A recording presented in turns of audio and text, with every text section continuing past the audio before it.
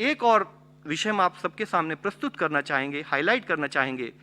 अगर आप देखें कि हमारे देश और हमारे देश की तरह दूसरे देशों में कितने केसेस पाए गए और वह जनसंख्या का कितना प्रतिशत है, तो पिछले 1 साल 4 महीने के continued efforts by the medical fraternity, by the states and districts, in coordination with union government, we had been able to ensure कि हमारा इन्फेक्शन फैला जरूर है, लेकिन अभी भी केवल 1.8% देश की पॉपुलेशन ही उस इन्फेक्शन की चपेट में आई है जो कि पॉजिटिव पाई गई।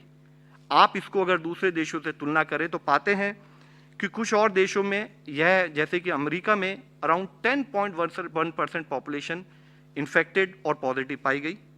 ब्राज़ील में यह बढ़ते बढ़ते करीब 7.3% है। फ्रांस जैसे विकसित देश में भी यह 9% है। इसी तरह रशिया में 3.4%, इटली में 7.4%।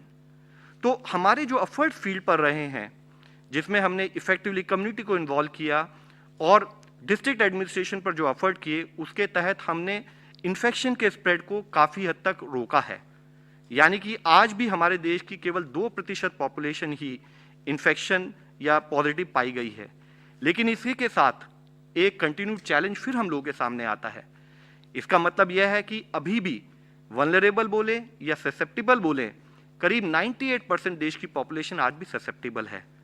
यानी कि जरूरी है कि हम किसी भी समय पर अपना एफर्ट्स, अपने जो हमारा प्रयत्न है उसको कम नहीं कर सकते, क्योंकि आज भी हमारे देश की काफ़ी पॉपुलेशन अभी भी इन्फेक्शन होने के उसके चांसेस हैं।